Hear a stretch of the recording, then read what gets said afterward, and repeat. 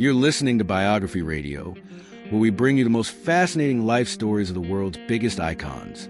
Today, we're diving deep into the incredible journey of one of the most influential artists of our time, Taylor Swift.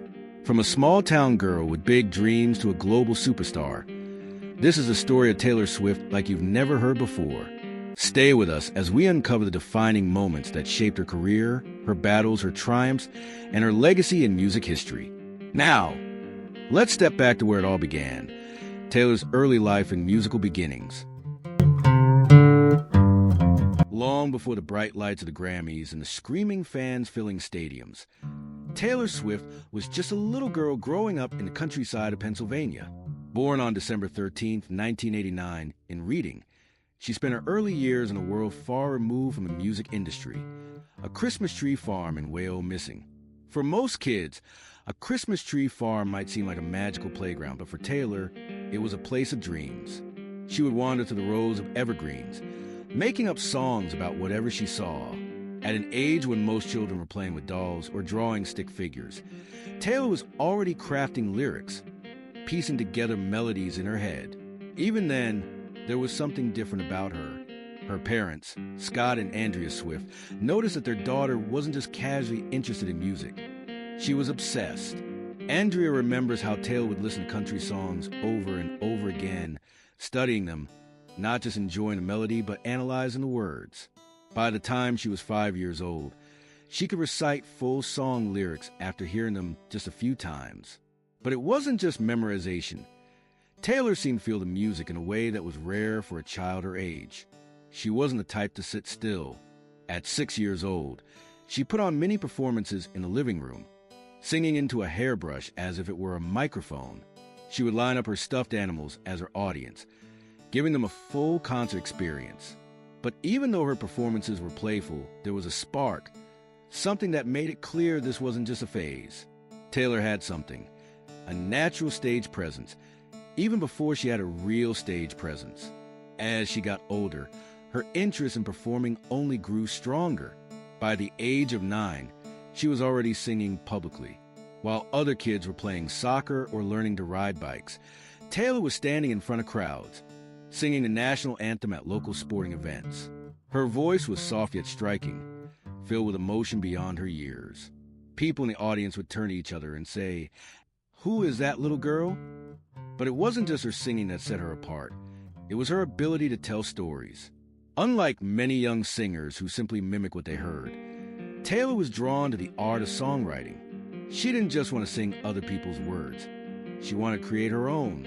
She started keeping journals filled with poems, song lyrics, and little stories about her thoughts and experiences.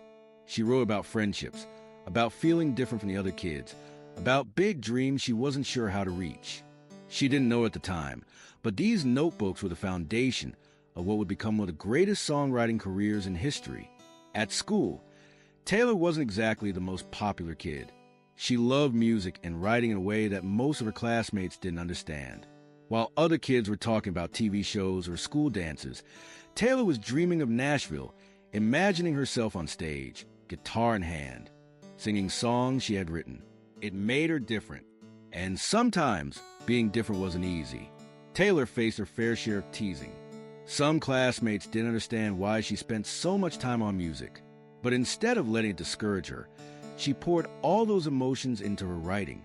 Even at a young age, she realized something important. Music was a way to express what words alone couldn't. Her parents encouraged her creativity, but they also knew that if Taylor truly wanted to pursue music, she needed to take the next step. And that step wasn't in Pennsylvania. If she wanted to be a country singer, there was only one place she needed to go: Nashville. What happened next would change everything.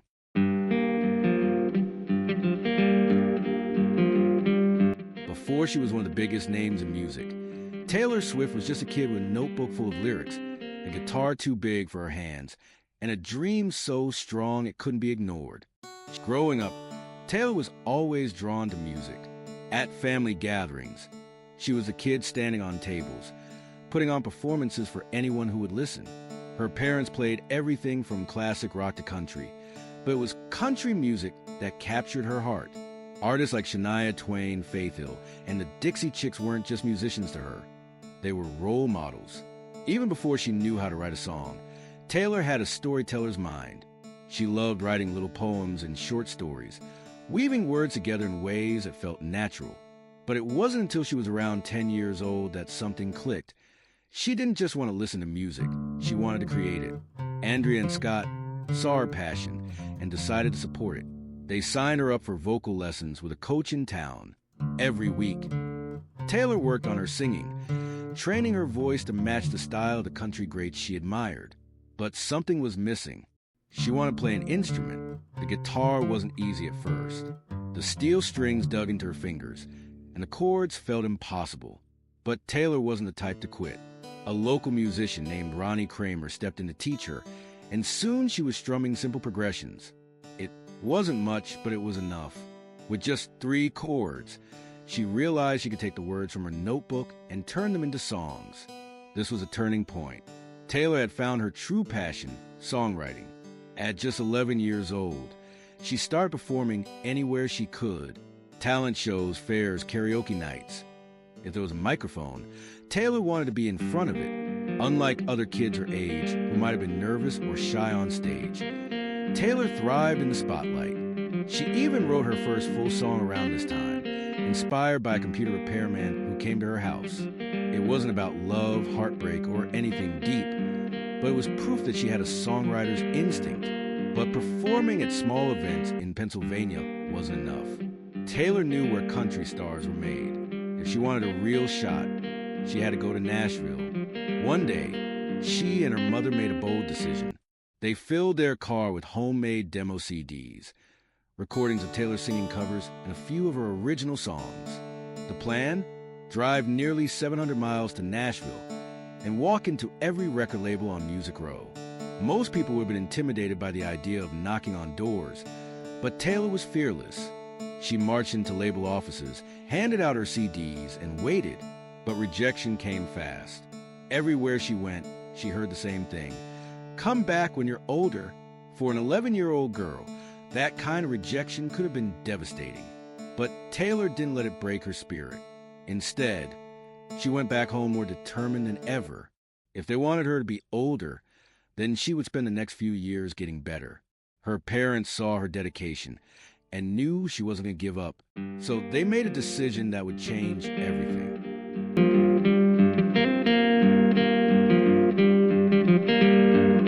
By the time Taylor Swift turned 13, she had already faced more rejection than most people experience in a lifetime. The Nashville trip had been discouraging, but it hadn't stopped her. It had only made her more determined. Back in Pennsylvania, she doubled down on her craft. She kept writing songs, playing guitar, and performing wherever she could. But one thing became clear. If she really wanted to make it, she couldn't stay in Wayo Missing. She had to be in Nashville. Her parents saw her passion, her relentless drive, and her willingness to work harder than anyone else. So they made a bold decision, one that very few families would make. They decided to move. This wasn't just any move.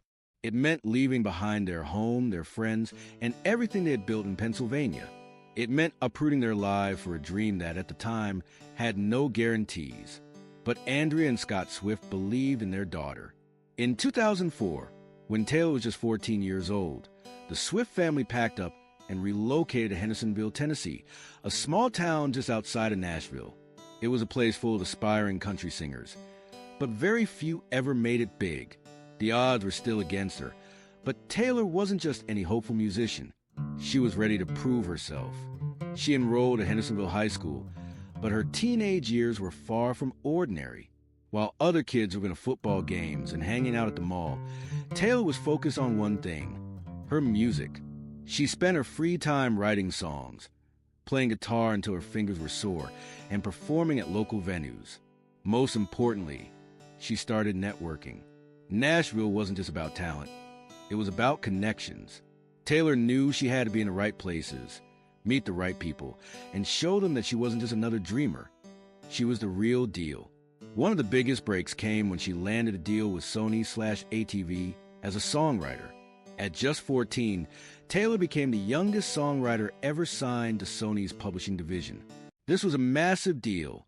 Most artists spent years trying to get a foot in the door, and here she was, still a freshman in high school, already writing songs for a major company. But there was a catch. She was writing songs for other people, not for herself. And Taylor didn't just want to be a songwriter. She wanted to be the one on stage, performing her own music. Then came another major opportunity, a development deal with RCA Records. At first, this seemed like the big break she had been waiting for. RCA was a powerhouse in the music industry, and a deal with them meant a potential path to stardom. Taylor worked tirelessly, writing, recording, and preparing for the next step. But something didn't feel right. RCA wanted her to wait. They saw her as talented, but they weren't ready to take a risk on a 14-year-old artist. Instead of committing to her as a recording artist, they wanted to put her on hold, keep her under contract, but not release any music until she was older. For most young artists, this would have been a dream come true. But for Taylor, it wasn't enough. She didn't want to sit around waiting for a label to decide when she was ready. She knew she was ready now. So she made a bold decision, one that shocked everyone. She walked away. Most artists would have clung to a major label deal, afraid of losing their one shot at success. But Taylor had something different, unwavering confidence in herself. She didn't want to be controlled by a label that didn't fully believe in her. Walking away from RCA was a risk. It meant starting over, without a label, without security, and without a clear path forward. But Taylor had always bet on herself.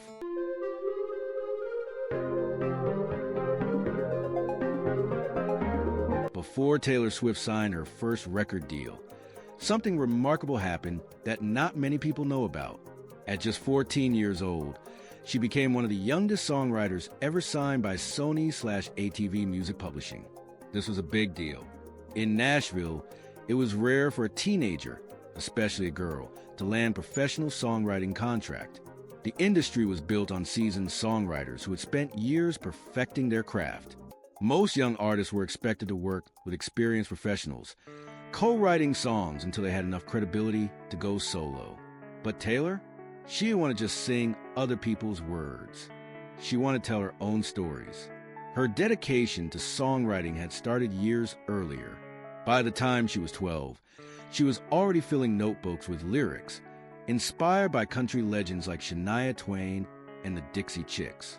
She wasn't just writing about love and heartbreak. She was writing about her life, her dreams, her struggles, and she wrote constantly. When Taylor moved to Nashville, she didn't just chase record deals. She chased songwriting opportunities. While other teenagers were hanging out at the mall, she was attending songwriting sessions, studying how the best in the business crafted their lyrics. Her persistence paid off. Sony/ATV, one of the biggest music publishing companies in the world, saw something special in her. They recognized her raw talent, her ability to turn emotions into lyrics, and her determination to succeed. And in 2004, they signed her to a songwriting deal, making her the youngest songwriter on their roster at the time. For many young artists, this would have been the ultimate achievement. A songwriting contract with Sony meant she could write songs for other artists and potentially make a name for herself in the industry. It was a safe and respected path. But for Taylor, it wasn't enough. She didn't just want to write songs for other people. She wanted to perform them. She wanted to step on stage, sing her own words, and connect with fans directly. That's where things got complicated. Because while Sony saw Taylor's talent as a songwriter, they weren't ready to take a chance on her as an artist. They wanted her to keep writing, to develop behind the scenes before stepping into the spotlight. But Taylor didn't want to wait. She had already been turned away once by RCA because they thought she was too young. She wasn't going to let Sony hold her back too. So, despite having one of the most coveted songwriting deals in the industry, Taylor made a bold decision.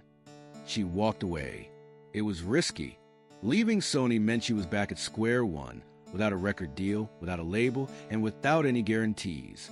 But she knew she had to take that leap if she wanted to make it as an artist.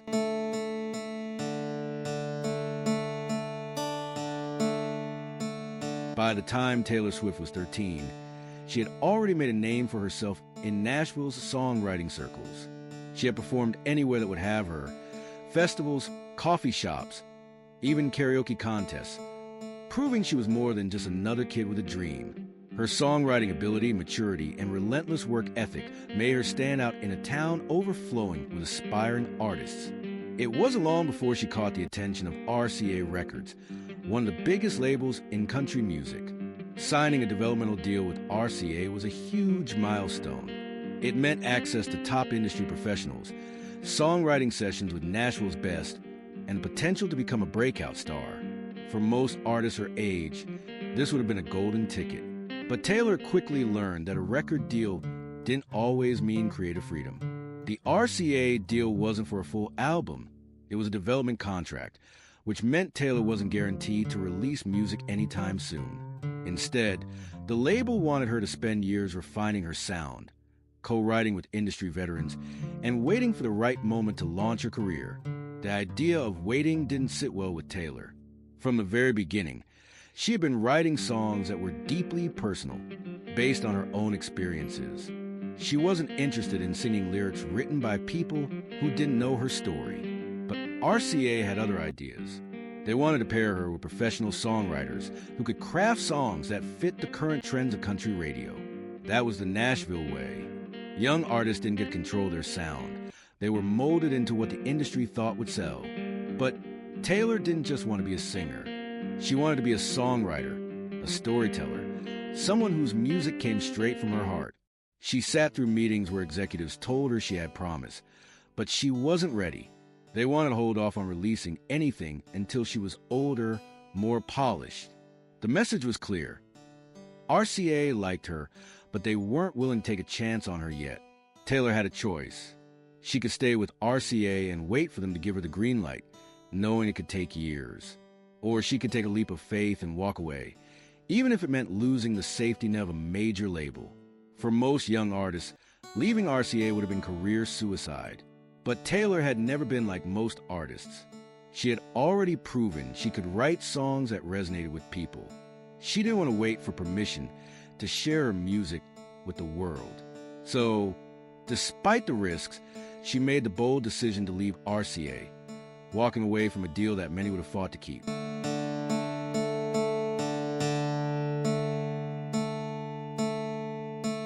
After parting ways with RCA, Taylor Swift found herself in an uncertain place. She was 14 years old, back in Nashville, and without a record deal. For many aspiring artists, this would have been a crushing setback. Nashville was filled with talented singers and songwriters, many of whom spent years chasing opportunities that never came. The industry was notoriously difficult to break into, especially for a teenage girl who didn't fit the mold of what executives expected. But Taylor wasn't just another hopeful musician. She had already faced rejection and knew that success wouldn't come easy. Instead of being discouraged, she saw this as a challenge, one that she was determined to overcome. Her approach to music was different from many young artists at the time. She wasn't just interested in singing. She wanted to tell stories. She wanted to write her own songs, crafting lyrics that reflected her personal experiences. This was rare for an artist her age.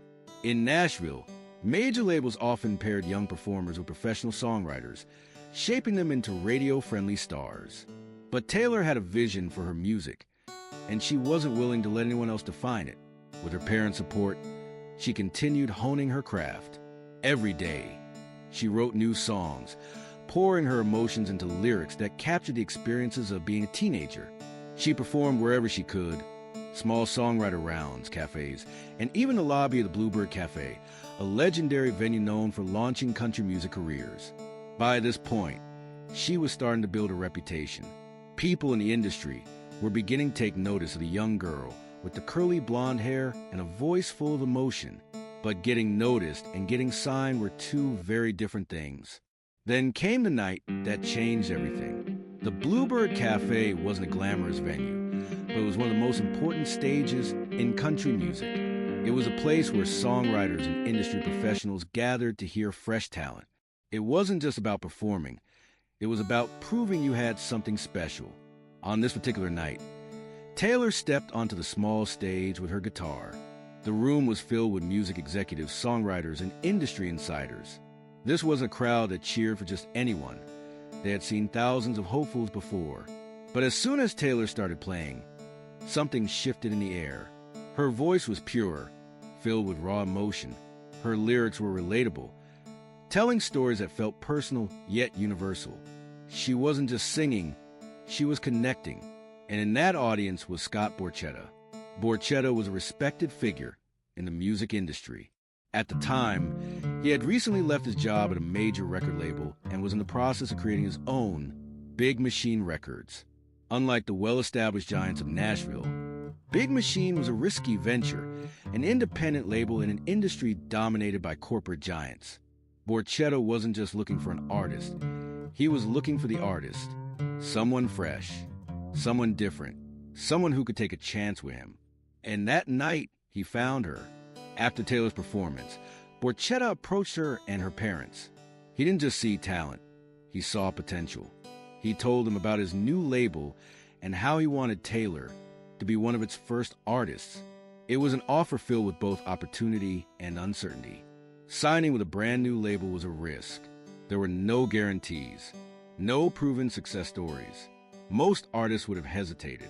Signing with a new label meant giving up the security of a major company. It meant taking a leap of faith. But Taylor didn't hesitate. She knew this was the right move. She had spent years crafting her sound, her image, and her message. She didn't want to be molded into someone else's version of a country star. She wanted to be herself. And Borchetta was offering her the freedom to do just that. With the contract signed, Taylor Swift officially became one of the first artists on Big Machine Records. It was a turning point in her career, a moment that would shape everything that followed. She had secured a deal not because of luck, but because of her relentless drive, her talent, and her refusal to take no for an answer. But getting signed was just step one. The real challenge was about to begin. Now, she had to prove that she was more than just a young girl with a guitar.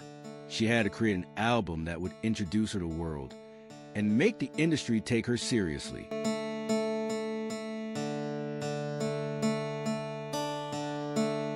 After signing with Big Machine Records, Taylor Swift was ready to prove she wasn't just another aspiring singer-songwriter. She was an artist with a vision.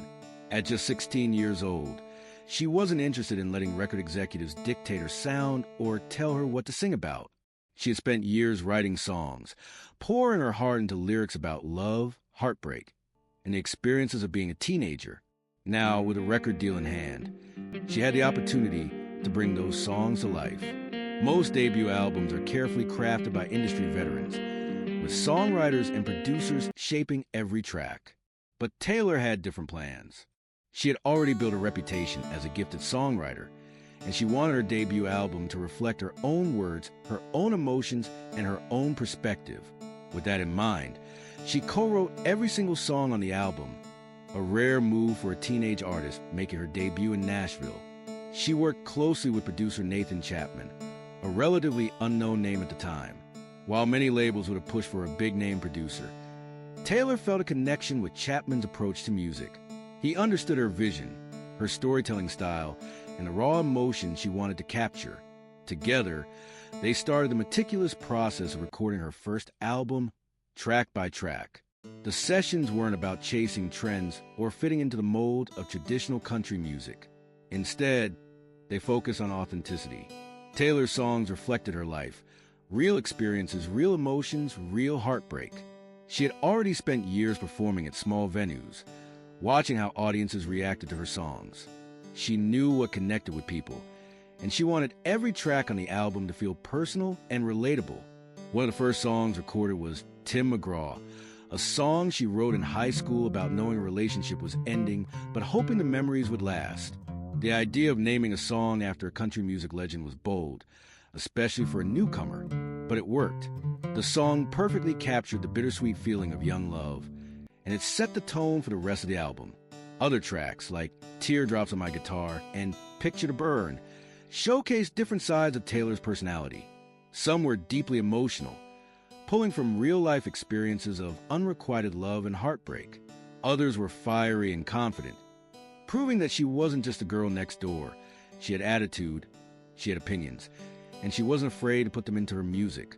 The album also included songs like Our Song, which became one of her most iconic early hits.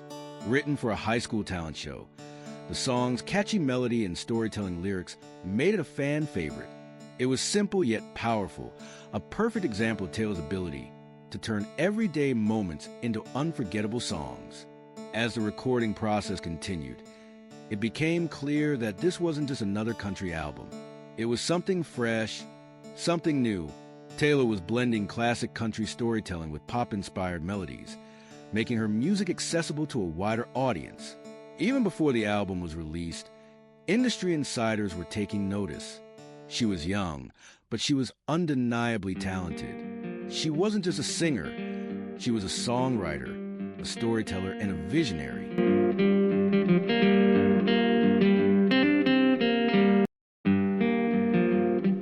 With her debut album finished, Taylor Swift was about to face her biggest challenge yet: getting people to listen.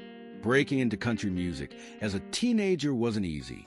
The industry was dominated by artists who had spent years proving themselves, and radio stations weren't quick to take a chance on a newcomer. But Taylor had something different: songs that told real stories, emotions that felt genuine, and an ability to connect with listeners in a way that few artists could. Her first single, Tim McGraw, was a perfect introduction. Written when she was just 14, the song wasn't actually about the country star. It was about the memories tied to a relationship, the way a song could bring back emotions long after love had faded. The lyrics painted a picture of young romance, the kind that feels all-consuming at the time, but eventually turns into nothing more than a memory. When you think of Tim McGraw, I hope you think my favorite song. It was simple, but it struck a chord with listeners. Taylor wasn't just writing songs. She was writing experiences, moments that people had lived through themselves. The song was released in June 2006, and while it didn't explode onto the charts immediately, it started gaining traction. Country radio stations began taking notice. Fans started requesting it, and most importantly, it introduced Taylor as a serious artist, not just a teenage singer, but a songwriter with something to say. To promote the song, Taylor and her team got creative. Instead of relying on traditional promotion, she connected directly with fans. She spent hours signing autographs, talking to people at meet and greets, and building relationships with her audience. At concerts, she made sure to stay after every performance, making personal connections with fans who would later become the foundation of her career. Then came Teardrops on My Guitar. If Tim McGraw had been a warm introduction, Teardrops on My Guitar was a song that truly put Taylor on the map. Released as the second single in February 2007, the song was based on a real-life story. Her high school crush on a boy named Drew, who never saw her as more than a friend. Drew looks at me, I fake a smile so he won't see. The song was heartbreak in its purest form. It wasn't about some grand, dramatic breakup. It was about something even more painful: unrequited love.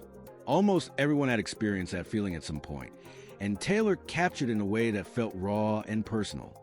Unlike Tim McGraw, which had a traditional country sound, Teardrops on My Guitar leaned into pop influences, making it appeal to a much broader audience.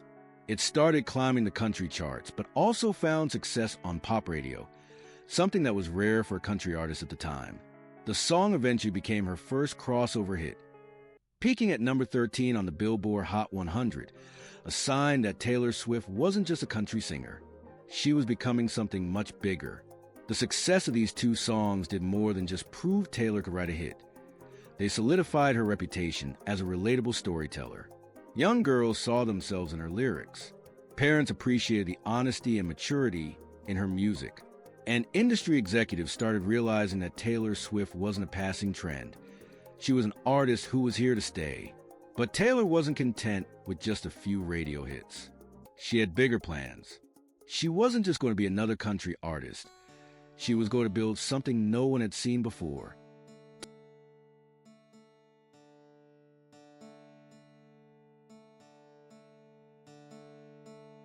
Taylor Swift had her foot in the door. Tim McGraw and Teardrops on My Guitar had introduced her to country music fans, and her debut album was proving she was more than just a passing trend. But in Nashville, having a couple hit songs didn't guarantee long-term success. Country music was built on artists who earned their place through hard work, relentless touring, and proving they could deliver on stage just as well as they did in the studio.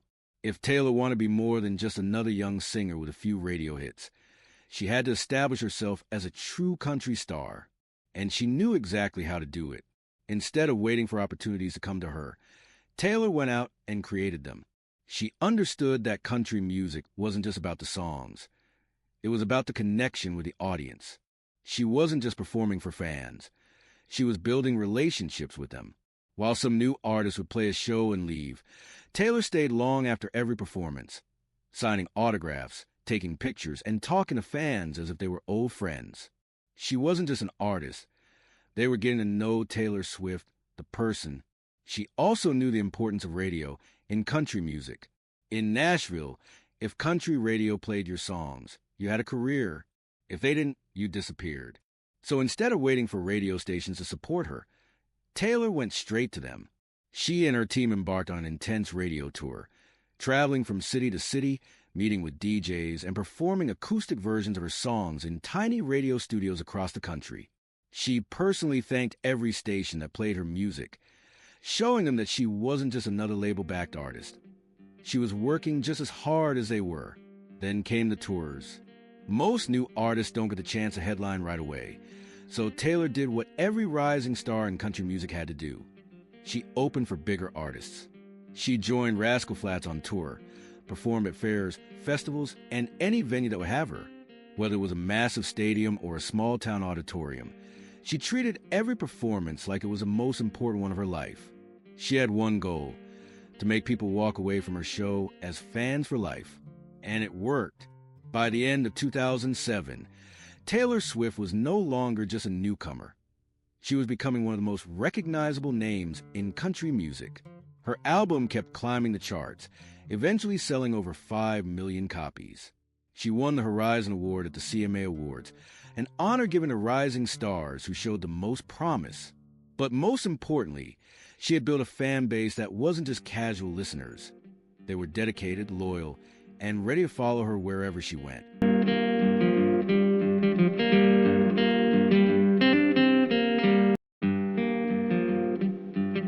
By now, Taylor Swift wasn't just a rising star. She was becoming a force in country music. Her self-titled debut album had sold millions. Her songs were climbing the charts, and her fan base was growing at an unbelievable rate. But Taylor knew that having hit songs wasn't enough. If she wanted to build a career that lasted, she needed to take her music straight to the people. That meant one thing: touring. For many new artists, touring is just another obligation. They go from city to city, perform their set, and move on. But for Taylor, touring was an opportunity to do something bigger. She didn't just want to sing for her fans. She wanted to connect with them. She started as an opening act for some of the biggest names in country music, including Rascal Flatts, George Strait, and Brad Paisley. These tours gave her the chance to perform in front of thousands of country music fans every night, introducing her to people who might not have discovered her otherwise. And she made sure no one forgot her performance. Taylor didn't just stand on stage and sing. She told stories, made eye contact with fans, and performed a level of passion that made every person in the crowd feel like she was singing just for them. She would often walk into the audience, sit on the edge of the stage, and personally thank her fans for being there. But what really set Taylor apart was what happened after the shows. While most artists would perform and then leave for the next city, Taylor did something almost unheard of. She stayed. Night after night, she spent hours in the venue lobbies, signing autographs, taking pictures, and talking to every fan who waited for her. She wrote personal messages to fans on MySpace, remembering their names and details about their lives. If a fan had sent her a letter a month before, there was a chance Taylor would remember and bring it up when she met them. And the fans noticed. Word spread quickly. Taylor Swift wasn't just a singer. She genuinely cared about the people who supported her. Fans began traveling long distances just to see her, knowing that she would take the time to acknowledge them. The connection between Taylor and her audience became something special, something that couldn't be manufactured by a record label. By 2008, Taylor wasn't just opening for other artists. She was ready for her own tour, the Fearless Tour, Her first headlining tour launched in 2009, and it was clear that she was no longer just a country singer. Her shows sold out in minutes, and the audiences weren't just country fans anymore. Pop fans, young girls, entire families, everyone was coming to see Taylor Swift. She made every show an experience. There were costume changes, surprise performances, and moments where she walked the crowd, hugging fans along the way. She created the now iconic Tea Party, where she invited fans backstage for a personal meet and greet after every show. This wasn't just a concert, it was an event. Taylor had done something very few artists ever achieved. She made every fan feel like they were part of her story. And that bond would become the foundation of her career. Because while trends in music changed, while critics debated whether she was country or pop, one thing remained constant. Taylor's fans were with her every step of the way. From the beginning, Taylor Swift had a knack for storytelling that made her songs relatable to a wide audience. While her debut album had cemented her as a country artist, it was clear that she had the potential to reach beyond that world. With her second album, Fearless, Taylor wasn't just speaking to country fans. She was speaking to teenagers, young adults, and music lovers everywhere. Country music had always been rooted in personal storytelling, and Taylor mastered that art early on. But what set her apart was her ability to take deeply personal experiences and frame them in a way that felt universal. Whether it was the excitement of first love, the pain of heartbreak, or the struggles of growing up, her lyrics capture emotions that resonated far beyond the country audience. At the same time, the production of her music started shifting. While her first album had a strong country influence with acoustic guitars, banjos, and fiddles, her new songs were blending in pop elements, bigger choruses, catchier hooks, and a more polished sound. The influence of pop producers and songwriters was becoming more evident, creating a sound that was hard to define as strictly country. This crossover appeal became undeniable when mainstream pop radio started picking up her songs. Taylor wasn't just getting played on country stations anymore. Her music was charting alongside global pop icons. Her fan base was growing rapidly, and she was drawing in listeners who had never paid attention to country music before. Some country music critics and purists started questioning whether Taylor Swift was still a country artist. Was she abandoning the genre that gave her a platform? But Taylor had never set out to fit into a single category. She wasn't trying to leave country music behind. She was evolving as an artist, making the music that felt natural to her. The shift wasn't just about the music. It was visible in her performances, her music videos, and even her fashion choices. Taylor was stepping into a bigger spotlight, and her presence in mainstream pop culture was undeniable. In November 2008, Taylor Swift released her second studio album, Fearless, a project that would not only define her as an artist, but also catapult her to a level of fame few country artists had ever achieved. If her debut album introduced her to the world, Fearless proved that she was here to stay. From the very first note, it was clear this album was something different. While it still carried the heart of country music, it was infused with bigger pop production, cinematic storytelling, and universal themes that made it accessible to a global audience. Taylor was no longer just a rising country star. She was becoming a cultural phenomenon. At the heart of Fearless were two songs that changed everything, Love Story and You Belong With Me. Love Story wasn't just a song, it was a movement, inspired by Shakespeare's Romeo and Juliet. But with a happy ending, the song took a timeless love story and gave it a modern fairy tale twist. It was dreamy, romantic, and undeniably catchy. The song's sweeping melody and dramatic build-up made it feel larger than life, and the moment it hit the airwaves, it exploded. Radio stations across the country played it nonstop, and for the first time, Taylor Swift had a song that was charting not just on country stations, but on mainstream pop and adult contemporary stations as well. The music video, featuring Taylor in a flowing ball gown in a castle setting, only added to the magic, making the song even more iconic. And then came You Belong With Me. This song was about grand, sweeping romance. It was about the everyday emotions of being young, feeling invisible, and wanting to be noticed. The lyrics told the story of unrequited love. A girl watching the boy she likes choose someone else over her. It was relatable, fun, and incredibly infectious. The song's music video cemented Taylor's status as a pop culture star. Playing both the girl next door and the popular cheerleader, Taylor showcased her acting skills while delivering a visual that resonated with high schoolers everywhere. The song's massive success wasn't just limited to country fans. It became an anthem for teenagers across America and beyond. Both of these songs helped Fearless break records. It became the best-selling album of 2009 in the U.S., making Taylor Swift the youngest artist ever to achieve that milestone. It topped charts worldwide and turned her into a global superstar. But Fearless was more than just 2 hit singles. It was an album full of emotion, storytelling, and growth. Songs like 15 explore the heartbreak of growing up, while White Horse showed a deeper, more mature side of Taylor's songwriting. The album was the bridge between country and pop. It didn't erase her country roots, but made her accessible to millions of fans who might never have listened to country music otherwise. Fearless wasn't just an album. It was a declaration that Taylor Swift had arrived on the world stage. Winning a Grammy is one of the highest honors in the music industry, but for Taylor Swift, it was more than just an accolade. It was proof that she had broken barriers.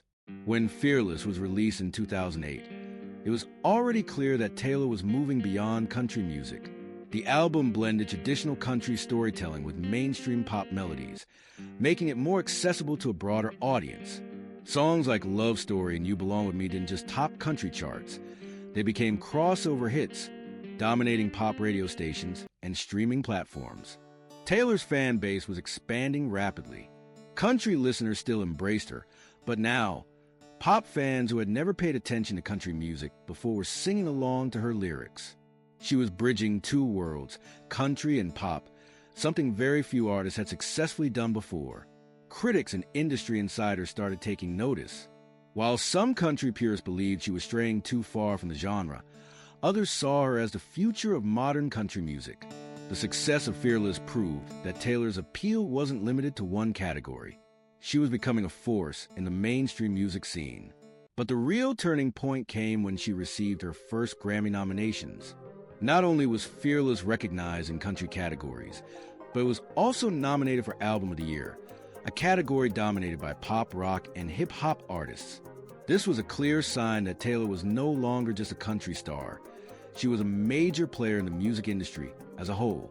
When she won the Grammy for Album of the Year in 2010, she made history as the youngest artist ever to receive the honor at the time.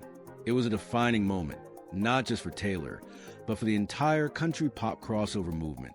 The award solidified her transition from a rising country singer to a global sensation.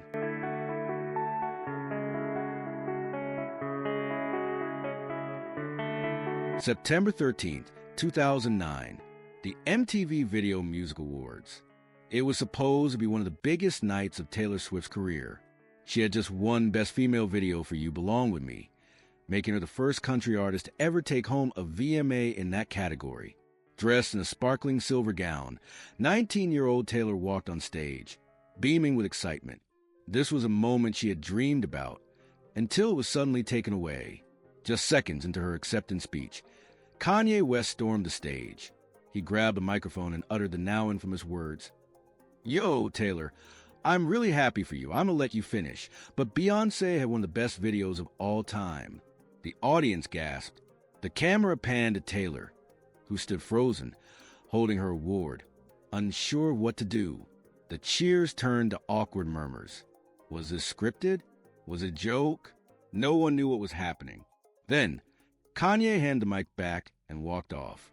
Taylor, visibly shaken, tried to recover, but the moment was already ruined. The crowd, unsure how to react, fell into a stunned silence. And before she could even finish her speech, the producers cut to commercial. Backstage, Taylor was devastated. She had spent years working toward this moment, only to have it overshadowed in front of millions of viewers. For a young artist still finding her place in the industry, it was a nightmare. But what happened next changed everything. The industry, the media, and even some of the biggest names in music came to Taylor's defense. Beyoncé, later that night, won Video of the Year, and used her speech to bring Taylor back on stage, giving her a second chance to speak. It was a gesture of grace, but the damage had already been done. Overnight, the incident became one of the most talked about moments in pop culture history. Late-night hosts, news outlets, and social media exploded with reactions. Kanye was heavily criticized, while Taylor was cast as the innocent victim. Her popularity skyrocketed.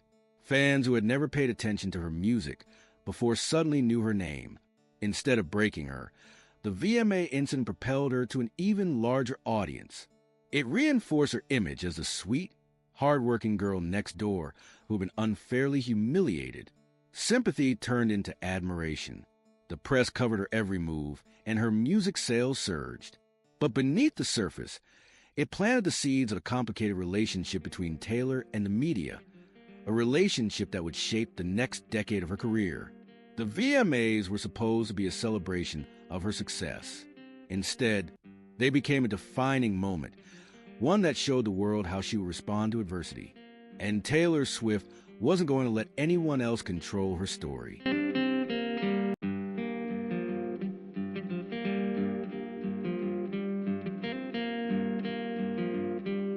Taylor Swift was never just a singer. She was a storyteller. From a very beginning, she had an uncanny ability to turn personal experiences into lyrics that felt universal. But as she grew as an artist, so did her songwriting. In her early years, Taylor's lyrics were deeply personal, often drawn straight from her own diary. Songs like Tim McGraw and Teardrops on My Guitar captured the innocent heartbreak of teenage love. But by the time she reached the Fearless era, she had already begun refining her craft. Her ability to blend storytelling with sharp, memorable hooks set her apart from her peers. A major turning point in her songwriting came with Speak Now. Unlike her previous albums, which had contributions from professional co-writers, Taylor wrote every single song on Speak Now by herself. No co-writers, no outside influences, just Taylor and her words. It was an incredible feat, proving that she wasn't just a young artist relying on industry veterans. She had complete creative control, shaping her music exactly how she wanted. Her approach to storytelling also became more nuanced. Instead of just writing about her own experiences, she started creating characters and vivid scenes. Enchanted painted a fairy tale romance, while Back to December showed a rare moment of vulnerability, with Taylor apologizing for a love she had lost. This shift made her music even more relatable. Fans didn't just hear their own emotions in her songs. They saw entire stories unfold. Then came Red, and with it, one of the biggest leaps in her songwriting career. She experimented with more complex emotions, blending heartbreak with nostalgia and regret. All Too Well was a standout moment, not just on the album, but in her entire discography.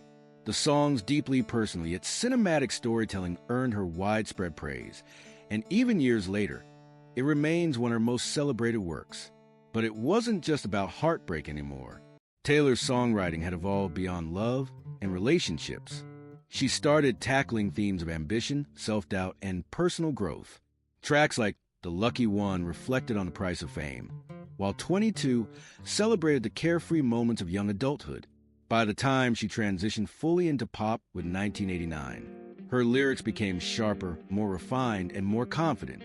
Instead of just telling stories, she was crafting anthems, songs that felt larger than life. Yet, even in the midst of the glossy production and stadium-filling choruses, her signature storytelling never faded. Out of the Woods and Clean proved that she could still weave intricate, emotional narratives, even in a genre that often favored simplicity. Taylor's evolution as a songwriter wasn't just about getting better. It was about fearless reinvention. She never settled, never stopped challenging herself. Whether it was writing full albums alone, experimenting with new genres, or diving into deeply personal themes, she remained at the core of her music, and that dedication paid off. She became one of the most respected songwriters of her generation, with artists across all genres praising her ability to turn emotion into melody. Fans didn't just connect with her music, they felt like they lived inside it. Next, we dive into Speak Now and Red, Pushing Boundaries.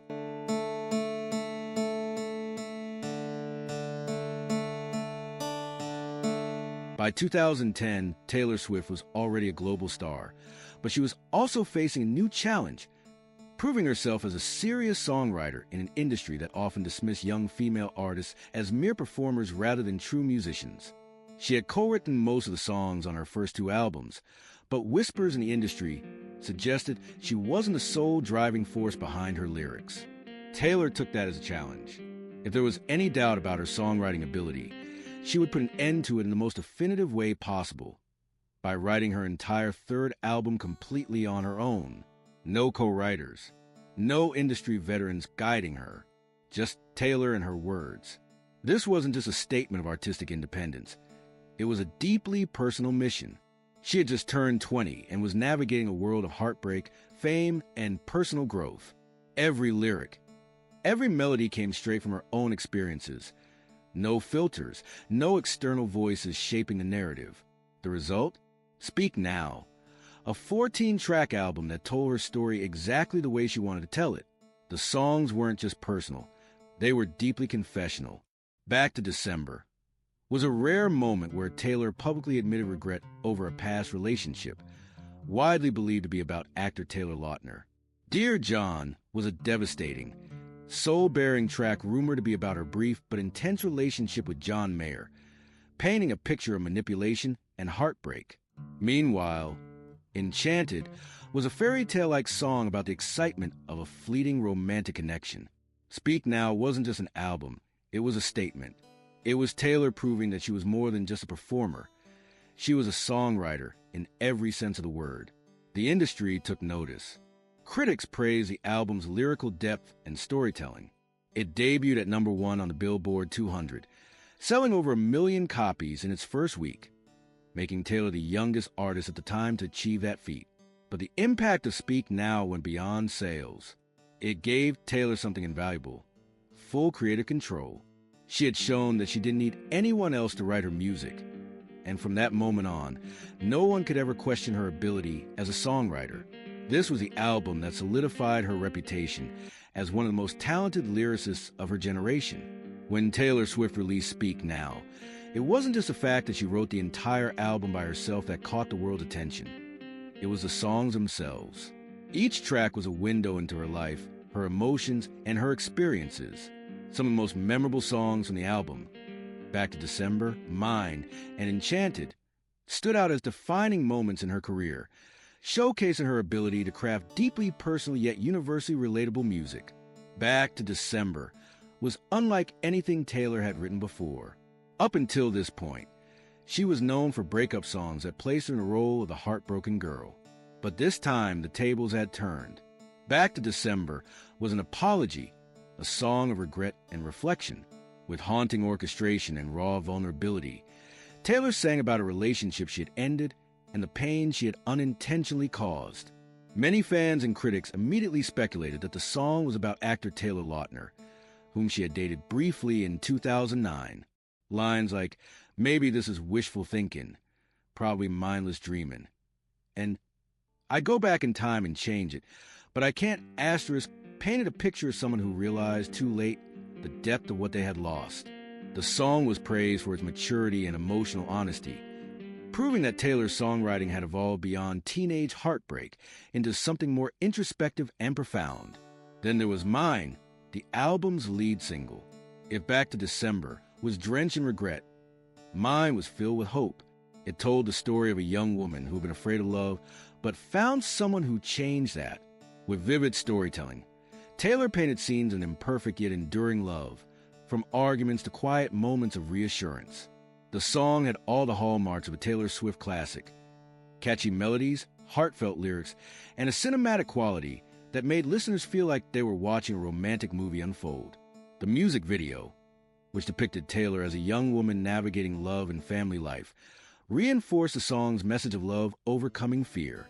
Mine became an instant favorite, climbing the charts and solidifying Speak Now as another blockbuster album in Taylor's career.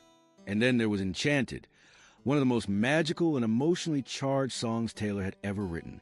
Unlike her straightforward love songs, Enchanted captured the feeling of meeting someone for the first time and feeling an instant, overwhelming connection.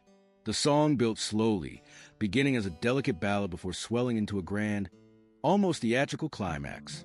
Taylor's vocals soared over the lush instrumentation, conveying the rush of emotions that come with an unforgettable first encounter. Fans quickly speculated that the song was about Adam Young of Owl City, especially since he later responded by covering the song and adding his own lyrics. Whether or not the speculation was true, Enchanted resonated deeply with listeners who had ever experienced that fleeting, magical feeling of meeting someone who seemed almost too good to be true. Each of these songs, Back to December, Mine, and Enchanted, represented a different facet of love and emotion, regret, hope, and magic. They were proof of Taylor's extraordinary ability to turn real-life emotions into music that felt personal yet universal. Speak Now wasn't just another album, it was a turning point where Taylor fully stepped into her power as a songwriter and storyteller.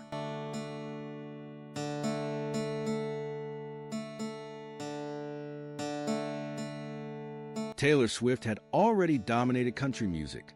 With 3 massively successful albums under her belt, she could have stayed in her lane and continued being country's golden girl. But Taylor had bigger plans. When she released Red, it became clear that this album was unlike anything she had done before. It wasn't just a country. It wasn't just pop. It was a daring mix of genres, styles, and sounds, a reflection of an artist who refused to be boxed in. Taylor herself described Red as an album that represented a patchwork of emotions. The title wasn't just about love and heartbreak. It was about the intensity of feelings, from the highest highs to the lowest lows. And to capture that intensity, she pulled inspiration from multiple genres, pushing her music into new territory. For the first time, Taylor embraced full-fledged pop production, working with producers like Max Martin and Shellback. The result? Songs like We Are Never Ever Getting Back Together, a track with infectious hooks and a polished, radio-friendly sound that was worlds away from her earlier country roots. The song's spoken word verses and anthemic chorus felt more like a pop superstar's hit than a Nashville singer-songwriter's tune. Some country purists balked at the shift, but Taylor knew exactly what she was doing. She was reaching a broader audience, setting the stage for her future in pop. But Red wasn't just about pop.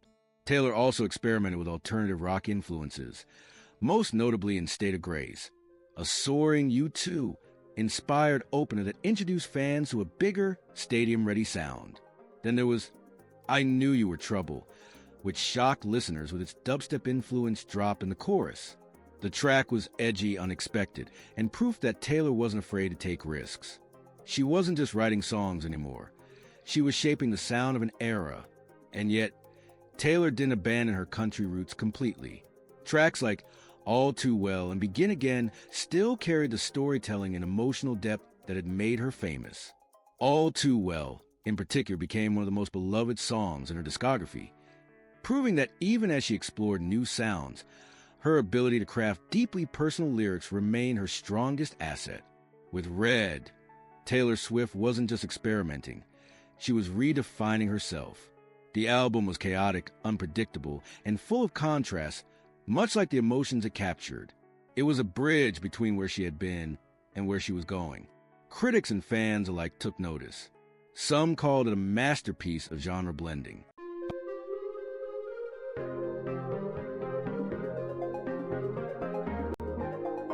By 2012, Taylor Swift was already one of the biggest names in country music. But with Red, she wasn't just testing the waters of pop. She was diving in headfirst. 2 songs in particular signaled that shift loud and clear.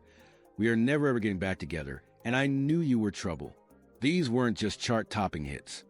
They were statements marking Taylor's departure from Nashville's traditional sound and her arrival in the world of mainstream pop. First, We Are Never Ever Getting Back Together. From the moment the song's opening guitar strums hit, it was clear that this track wasn't rooted in country. Co-written with pop hitmakers Max Martin and Shellback, the song had an infectious, radio-friendly polish that set it apart from anything Taylor had done before. Gone were the acoustic storytelling elements of her earlier breakup songs. Instead, this was a full-fledged anthem, catchy, conversational, and bursting with attitude. Taylor's delivery was playful and exaggerated, especially in the spoken word bridge. where she mockingly imitated an ex's excuses. It was a far cry from the wistful heartbreak of Back to December or White Horse. This time, she wasn't sad, she was over it. The song became her first ever #1 hit on the Billboard Hot 100, proving that her pivot to pop wasn't just a phase. It was a success. And then there was I Knew You Were Trouble. If we are never ever getting back together hinted at her pop ambitions, I Knew You Were Trouble kicked the door wide open.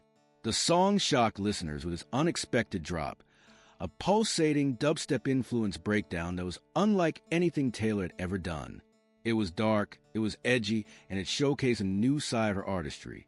Lyrically, the song captured the chaos of falling for someone you know will break your heart. But sonically, it was a revolution. This wasn't just a country star experimenting with pop.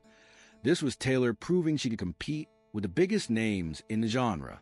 The song dominated radio, peaked at #2 on the Billboard Hot 100, and became a defining track of the early 2010s.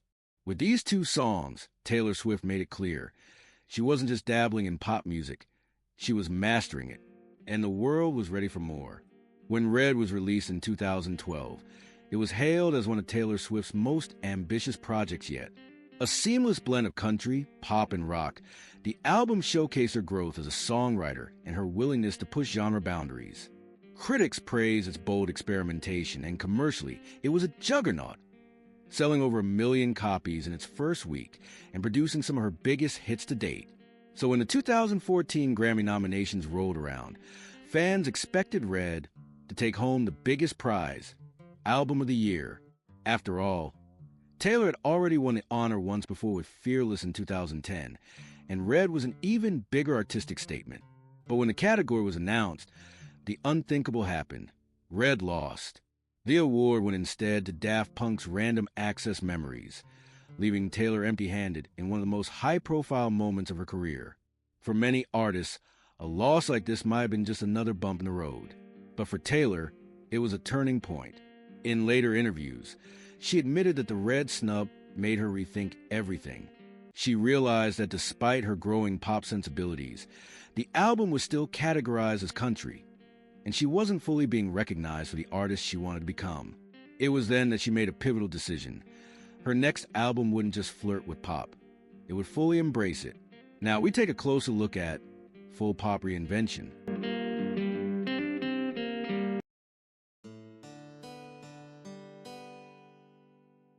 Taylor Swift's transition to pop wasn't just a career move, it was a statement. With 1989, she didn't dip her toes into the genre. She dove in headfirst. Gone were the banjos and country twangs. In their place were shimmering synths, pulsating beats, and lyrics that captured the energy of a life fully immersed in the big city.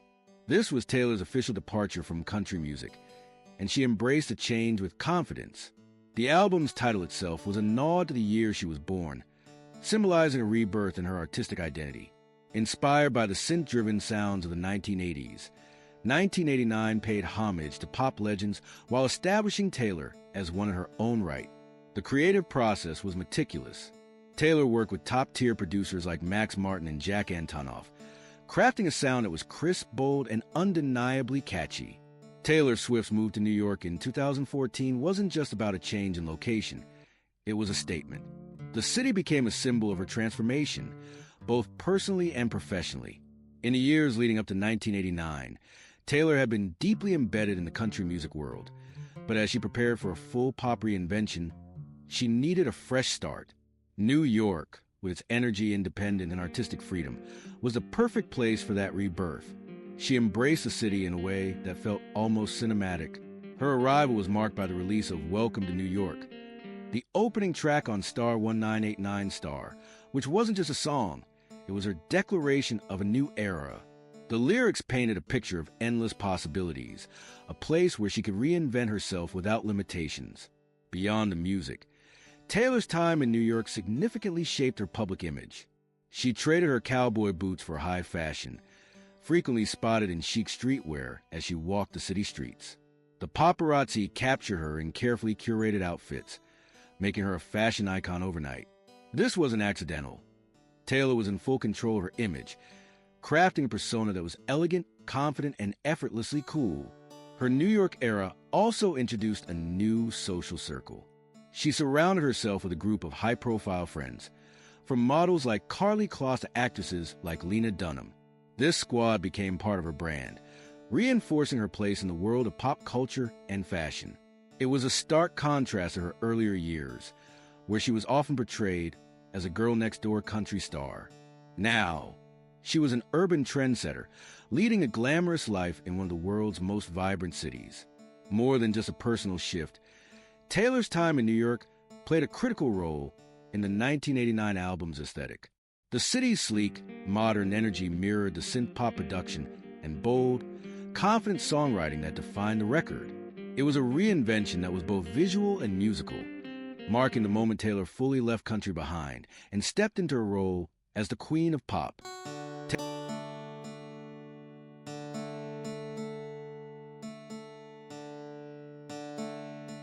Taylor Swift's 1989 wasn't just a pop album.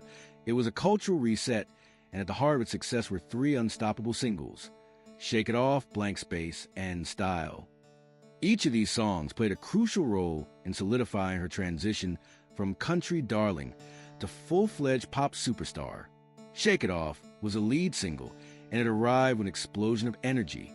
Released in August 2014, the song was a complete departure from anything she had done before. The upbeat horns, the bouncy pop production, and the self-aware lyrics made it clear that Taylor was not just stepping into pop music. She was owning it. The song took aim at her critics, dismissing negativity with an infectious hook that was impossible to ignore. It debuted at #1 on the Billboard Hot 100 and remained a massive anthem, proving that Taylor could dominate the pop world just as effortlessly as she had conquered the country. Then came Blank Space, the song that showcased Taylor's sharpest songwriting yet. While the media had long painted her as a serial dater who turned heartbreak into hits, Taylor decided to take control of that narrative in the most brilliant way possible, by exaggerating it. Blank Space was a satirical masterpiece, a self-aware, almost theatrical portrayal of the crazy ex-girlfriend persona that the tabloids had given her. The song's eerie production, haunting melody, and biting lyrics made it one of her most memorable singles. The music video, featuring Taylor as an unpredictable, glamorous femme fatale in a lavish mansion, became an instant classic. It topped the Billboard Hot 100, making her the first woman in history to replace herself at #1 after Shake It Off had held the spot. And then there was Style, perhaps the sleekest, most effortlessly cool track of the 1989 era. With its pulsing beat, shimmering production, and dreamy lyrics, Style perfectly captured the album's sophisticated aesthetic. While Taylor never confirmed the inspiration behind the song, fans widely speculated it was about her past relationship with Harry Styles, which only added to the intrigue. The song became a radio staple, reinforcing her dominance across multiple formats, from pop to adult contemporary. These three songs weren't just hits. They were cultural moments. They shattered records, dominated charts, and became anthems of a new Taylor Swift era. By the time 1989 swept through the music industry, it was clear that Taylor Swift had achieved something extraordinary. She had successfully transitioned from country to pop, redefined her image, and created an album that resonated with millions. But the true crowning moment of this era came on February 15, 2016 at the 58th Annual Grammy Awards, when 1989 won Album of the Year. This wasn't just any win. It marked Taylor's second time taking home the prestigious award, making her the first woman in history to win Album of the Year twice as a lead artist. Her first win was for Fearless in 2010, which had established her as a country pop powerhouse. Now, 1989 solidified her dominance in the pop world. The competition was fierce. She was up against Kendrick Lamar's To Pimp a Butterfly, The Weeknd's Beauty Behind the Madness, Alabama Shake's Sound and Color, and Chris Stapleton's Traveler. But 1989 was a commercial juggernaut, selling over 10 million copies worldwide and producing 3 #1 hits. When her name was called, Taylor took the stage in a striking coral two-piece gown, standing tall and poised. But this wasn't just another acceptance speech. It was a moment of empowerment. With the world watching, Taylor directly addressed young women, urging them to take ownership of their success. The speech was widely interpreted as a response to Kanye West, who had recently claimed that he was responsible for her fame. Without naming him, Taylor sent a powerful message. As the first woman to win Album of the Year at the Grammys twice, I want to say to all the young women out there will be people along the way who will try to undercut your success or take credit for your accomplishments. But if you just focus on your work and don't let those people sidetrack you, someday, when you get where you're going, you'll look around and know that it was you and the people who love you who put you there. And that will be the greatest feeling in the world. The crowd erupted in applause. It was more than just a victory speech. It was a defining moment in Taylor Swift's career. It reinforced her status not only as a music icon, but as a role model for resilience and determination. With her second Album of the Year Grammy, Taylor had officially cemented her place in history. 1989 was more than an album. It was a movement, and its Grammy win was a final stamp of validation.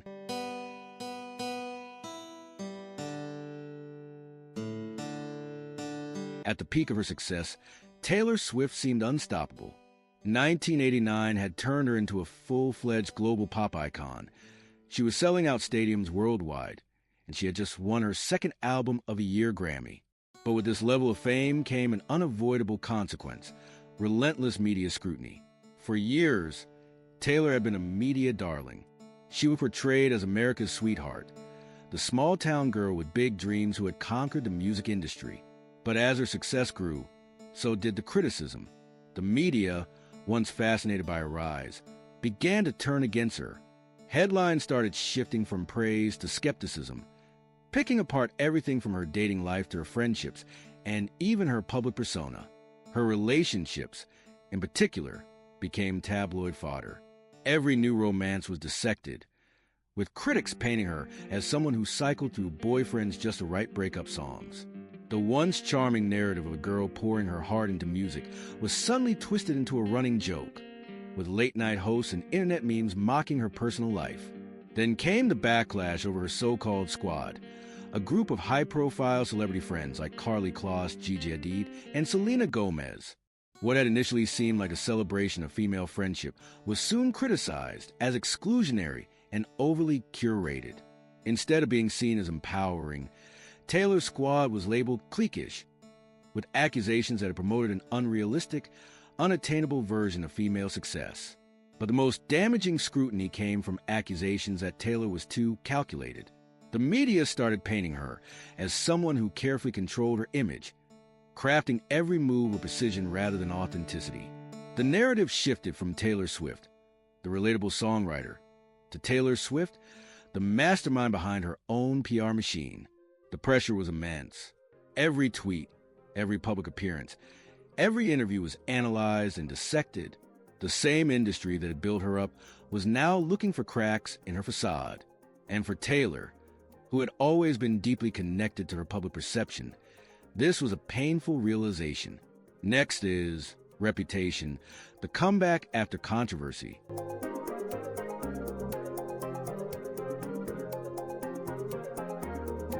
By 2016, Taylor Swift had firmly cemented herself as one of the most influential artists in the world. However, within the span of just a few months, her carefully curated public image would be shattered, and she would step away from the spotlight entirely. The cause? A long-standing feud with Kanye West that reignited, and a betrayal from Kim Kardashian that no one could have predicted. It all began in February 2016, when Kanye West released his song Famous. The controversial lyrics, "I feel like me and Taylor might still have sex. Why? I made her famous," sparked an immediate backlash. Many fans and critics saw the line as a deeply disrespectful jab at Taylor. Kanye, however, insisted that Taylor had signed off on the lyrics, claiming she knew about them in advance. Taylor's team vehemently denied this, stating that she had never given permission for the lyric to be used in that way. The feud reached new heights at the 2016 Grammys. When Taylor Swift accepted the Album of the Year award for 1989, her acceptance speech seemed to directly address the controversy. She spoke about how young women should never let anyone take credit for their success, a sentiment that many interpreted as a subtle jab at Kanye. Taylor positioned herself as a victim, once again caught in a public clash with Kanye West.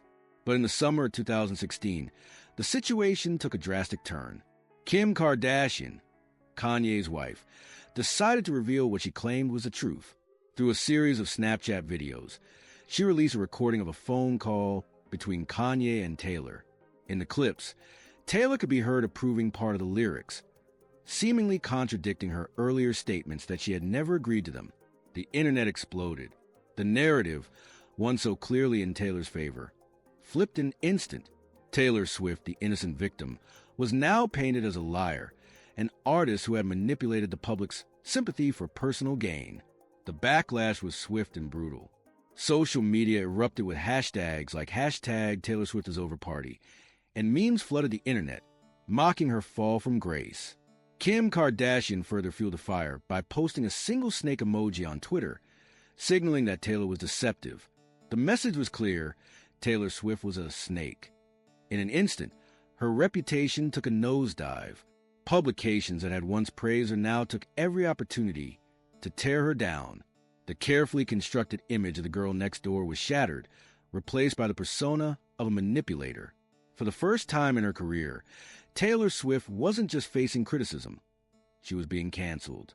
The internet turned on her, and the media hounded her. The scandal spread like wildfire, and the world began to question everything they had once believed about her. Was her entire career a calculated act? Had Taylor Swift been playing the victim to advance her success? In the face of overwhelming public scrutiny, Taylor did something that shocked everyone. She disappeared. No more Instagram posts, no tweets, no appearances, nothing. The woman who had spent her career connected with fans through social media and public appearances went completely silent. For an entire year, the world wondered, was this the end for Taylor Swift? Could the biggest pop star of her generation really be taken down by a single controversy? The questions lingered, and no answers were forthcoming.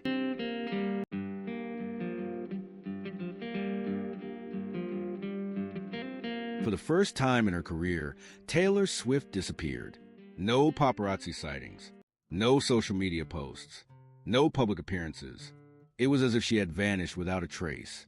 The backlash from the leaked phone call with Kanye West and Kim Kardashian had been overwhelming. The internet had turned on her in a way she had never experienced before.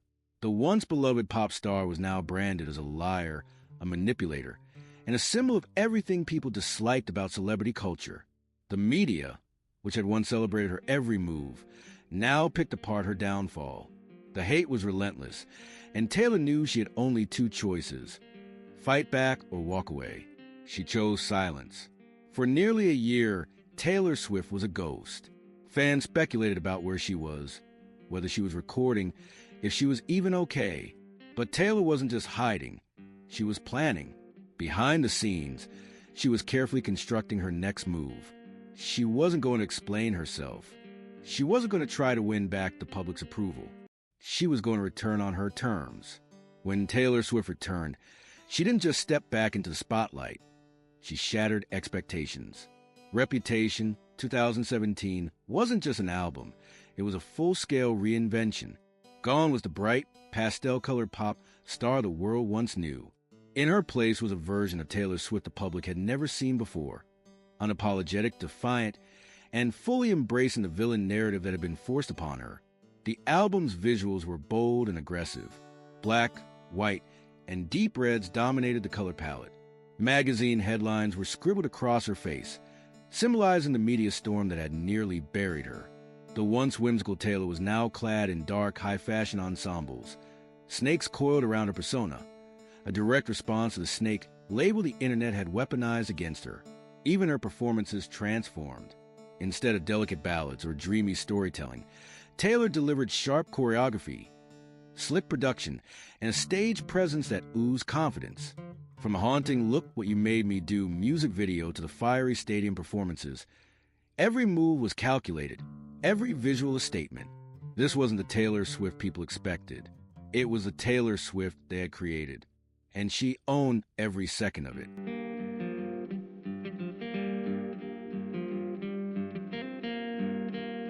Reputation wasn't just a musical shift for Taylor Swift. It was a response to everything she'd been through.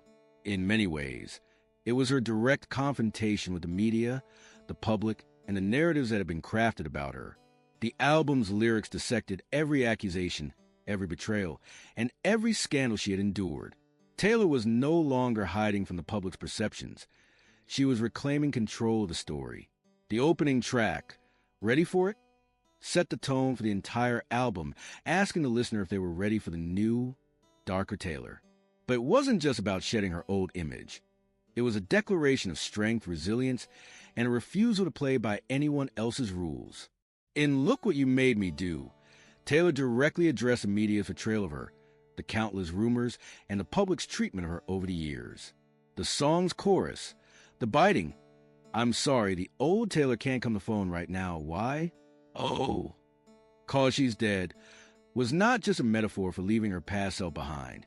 It was a statement that the version of Taylor the public knew had to die in order for her to survive. The track, "This Is Why We Can't Have Nice Things," offered a playful yet pointed commentary on the events that led to her downfall, including her public feuds and the infamous snake narrative. In it, Taylor acknowledged her mistakes, but also made it clear that the media portrayal of her was far from the truth. Through the songs of Reputation, Taylor didn't just address her public downfall, she reclaimed her narrative. She made it clear that no one would define her but herself. The album became her emotional catharsis, her way of confronting the past and moving forward. It was her rawest, most vulnerable work yet, and at the same time, her fiercest. Reputation was not only a personal catharsis for Taylor Swift, it was also a calculated move in the grand scheme of her career. In an era of rapidly changing trends and shifting public opinions, Taylor understood the importance of reinventing herself to ensure long-term success. The album marked a moment when she stopped being defined by past controversies and began to embrace her ability to evolve and stay relevant in the music industry. By embracing a more edgy persona, Taylor acknowledged the need to adapt in a world where pop culture was increasingly driven by attention and media cycles. She pivoted from her image as America's sweetheart to a more mature, complex figure, someone unafraid to confront the darkness that had been surrounding her. This change wasn't just about the music. It was about reasserting control over her narrative and refusing to be pigeonholed by the expectations placed on her. With Reputation, she took calculated risks in both sound and image. The dark, synth-heavy production of the album wasn't just a creative choice, it was a strategic one. It allowed her to stand out in an increasingly saturated pop music landscape. She was not just reacting to the criticism, she was actively reshaping how people saw her. This shift helped to solidify her position as an artist who could continuously evolve, no matter the obstacles she faced. But beyond the music, Reputation was about building a legacy that would endure. By addressing the media frenzy head-on, Taylor was positioning herself as a force to be reckoned with in the industry. She no longer sought approval from critics or fans. Instead, she crafted her career with a vision of longevity and self-determination. The reinvention also had a strategic financial component. Taylor's embrace of streaming platforms and her focus on digital content meant she was no longer just depending on traditional music sales. She was tapping into new revenue streams, creating a more sustainable career model for herself. In doing so, she demonstrated that her relevance wasn't tied to any particular phase of her life, but to her ability to adapt and remain at the forefront of popular culture. Coming up next, Lover, Folklore, and the Pandemic Evolution.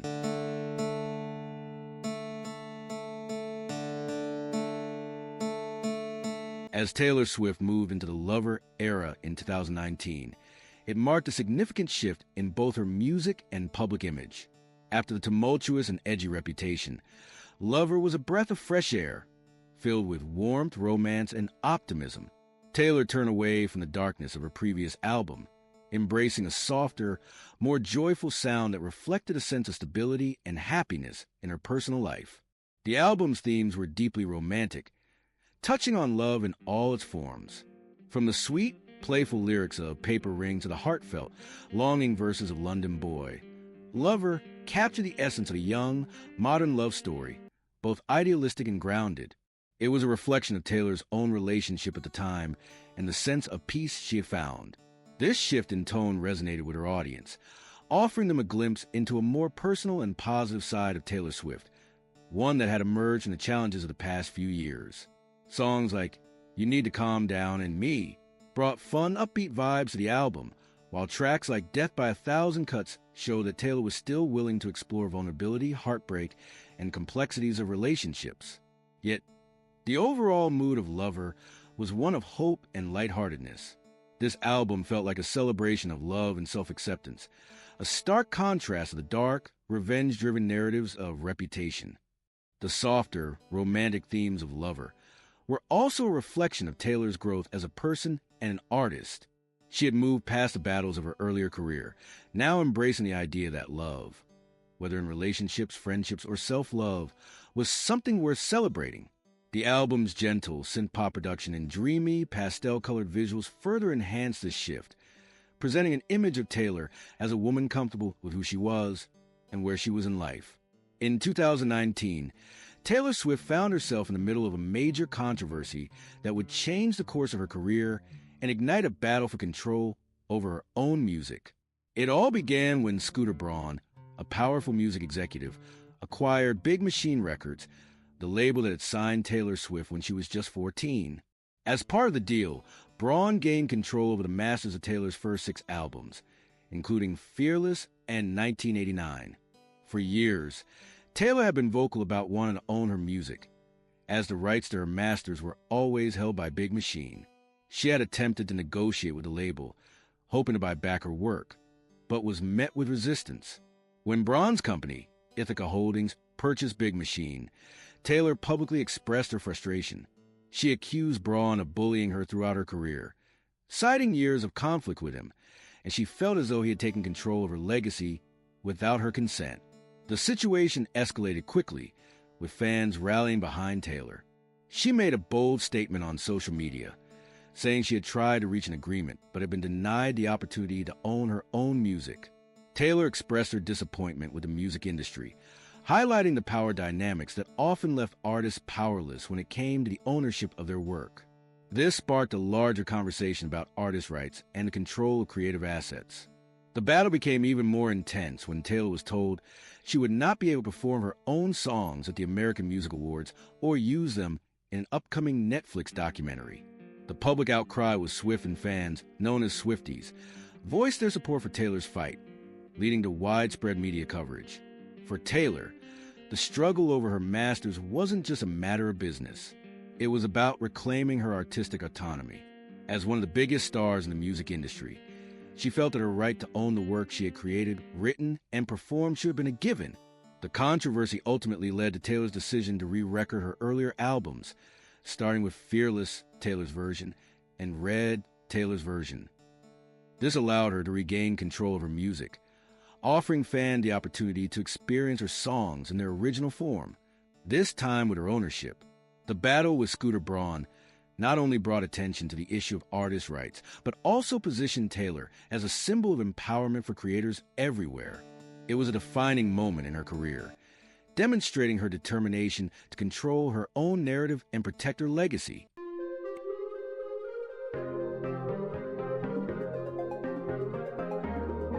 In 2020, amidst a global pandemic, Taylor Swift made a decision that would surprise her fans and the music world alike.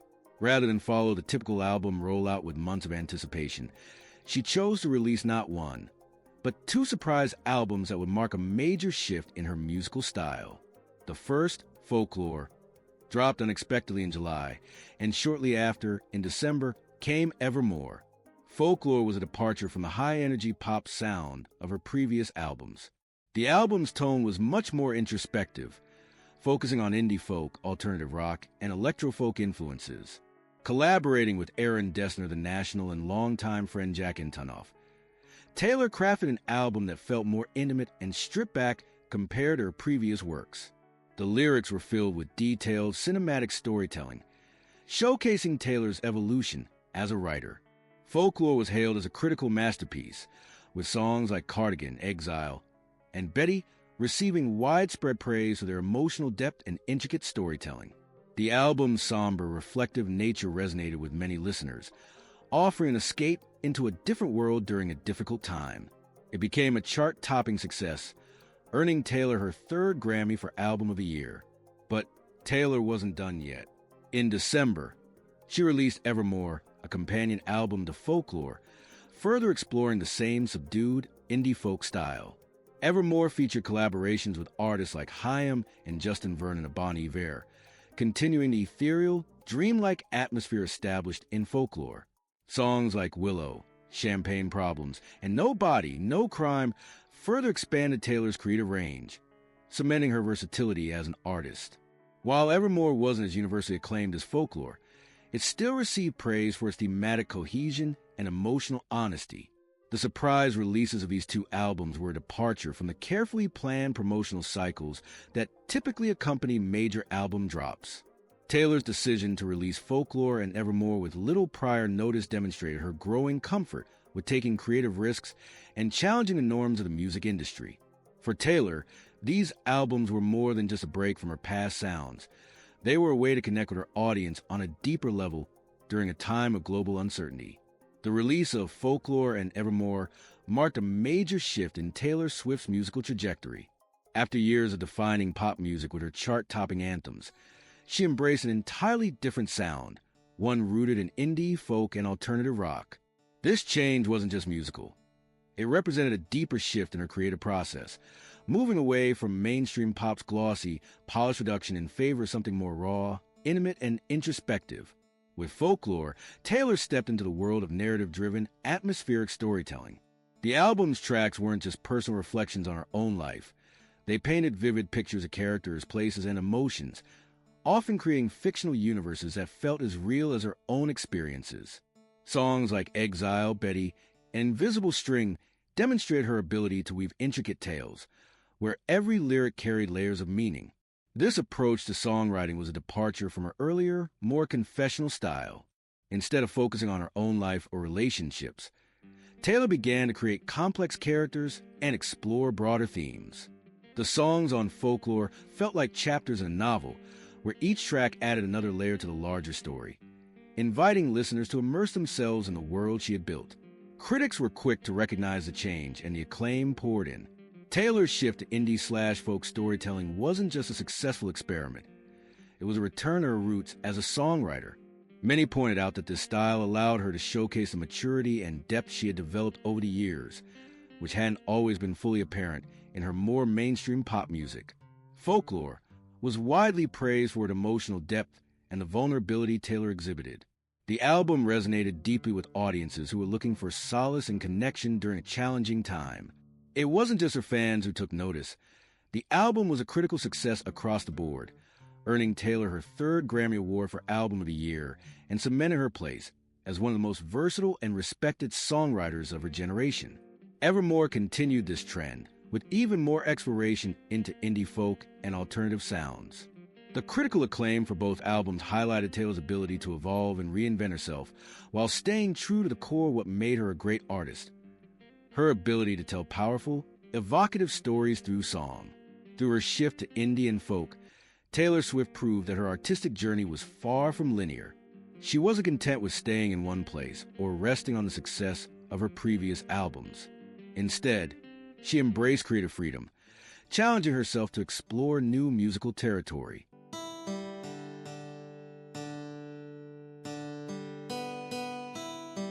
Taylor Swift's Folklore was more than just a creative departure. It was a milestone in her career that showcased her evolution as an artist. The album resonated deeply with fans and critics alike, and the recognition it received was monumental. At the 63rd Annual Grammy Awards, Folklore took home the coveted Grammy for Album of the Year, marking her third win in this category. This victory solidified Taylor's place not only in the pop world, but as one of the most accomplished and versatile songwriters of her generation. This win for Folklore was especially significant for Taylor, as it demonstrated that her shift towards indie and folk music was not a fleeting moment, but a genuine and successful reinvention of her artistry. The album was a departure from the mainstream pop sound she had become synonymous with, and yet it garnered immense critical acclaim.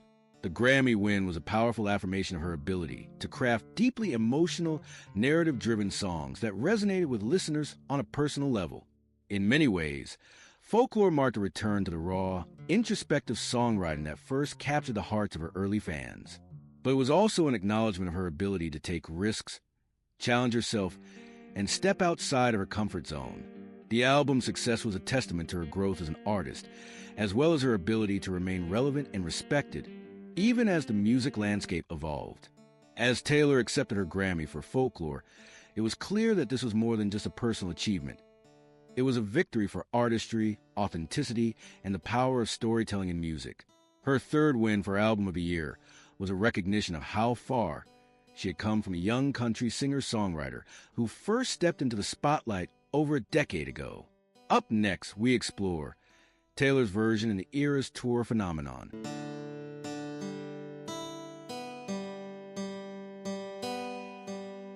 In 2019, Taylor Swift made one of the most significant moves of her career.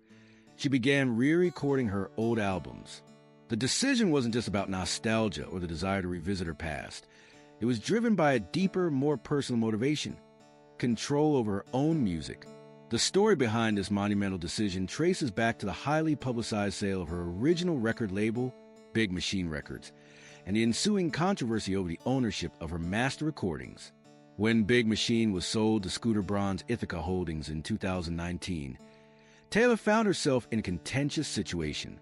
The deal meant that Braun, a music mogul she had had disputes with in the past, now controlled the rights to her first 6 albums. Taylor publicly expressed her frustration over not being given a chance to buy back her masters, which led to a heated battle between her and Braun's company. The situation sparked a larger conversation about artist rights, ownership, and the exploitation of musicians by powerful labels and industry figures. For Taylor, the loss of control over her early work was more than just a business setback. It was a deeply emotional blow. She had poured her heart and soul into those albums, and have someone else profit from her creative labor without her consent was unacceptable. So, Taylor made the bold decision to take back control of her music by re-recording her old albums. Re-recording her songs was a monumental task. It meant revisiting years of her musical journey, from the early country hits to more pop-leaning anthems that defined her career. But it wasn't just about rehashing the past. Taylor set out to give each album a new, updated version, reflecting her growth as an artist. The re-recorded albums, now known as Taylor's version, would allow her to regain ownership of the new masters and, in essence, rewrite the narrative surrounding her music. This move had a profound impact on the music industry, as it highlighted the importance of artist ownership and self-determination. By re-recording her albums, Taylor made a powerful statement about the value of creative control and the need for musicians to retain ownership of their work. It also allowed fans to reconnect with her music in a new light, as the re-recorded versions offered a fresh take on beloved classics, while still retaining the core of what made those songs special. Taylor Swift has always been more than just a talented songwriter and performer. She's a savvy businesswoman who has made strategic decisions that have reshaped her career and the music industry as a whole. Over the years, her ability to navigate the complexities of the entertainment world, all while maintaining her artistic integrity, has made her a powerful force both creatively and financially.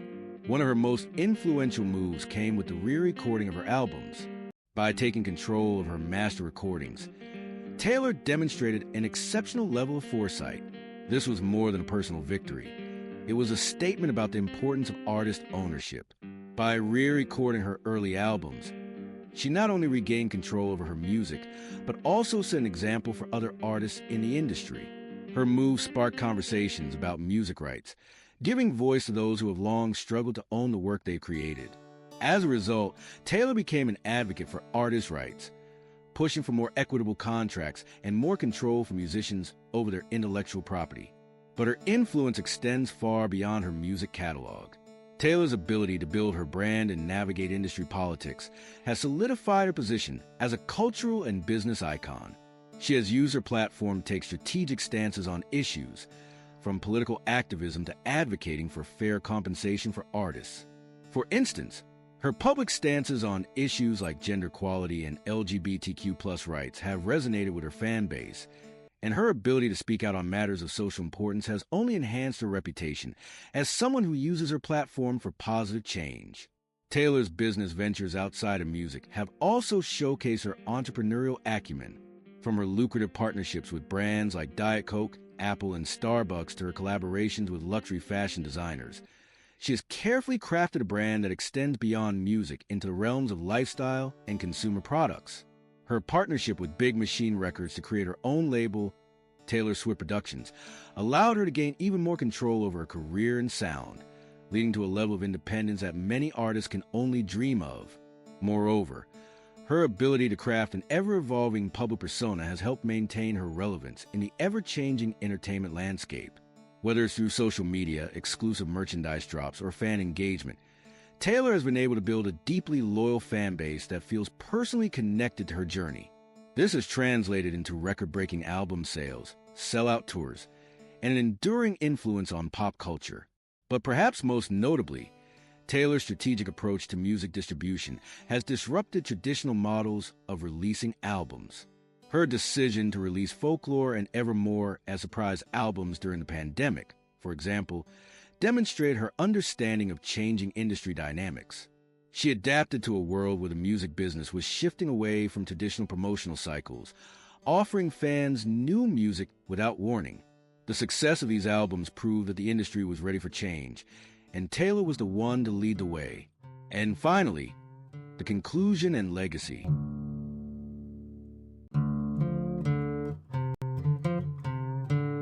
Over the course of her career, she has not only transformed the way we experience music, but also how we understand the power of artistry and ownership in an industry that has often sidelined the voices of its creators. From her early days in Nashville to her bold venture into pop, Taylor reshaped what it means to be a successful artist in the modern era. Her fearlessness in exploring different genres, reinventing her sound, and taking control of her career through strategic business moves has set new standards for musicians everywhere. She has shown the world that an artist can be both commercially successful and fiercely independent, proving that creative integrity can coexist with mainstream appeal. Taylor's influence extends far beyond her music. Through her advocacy for artists' rights, she has sparked a wider conversation about the ownership of music and intellectual property. Her fight to reclaim her masters was a pivotal moment not only in her career, but in the larger conversation about fair treatment for artists, especially women. Her actions have paved the way for future generations of musicians to take control of their careers, demand better treatment, and advocate for their rights. Her impact on songwriting is equally profound. Taylor's lyrics have become a blueprint for modern storytelling, blending vulnerability, relatability, and poetic brilliance in a way that resonates deeply with fans. Her ability to connect with listeners, whether through heartache, love, or personal growth, has made her one of the most influential songwriters of her generation. As a result, her songs are more than just hits.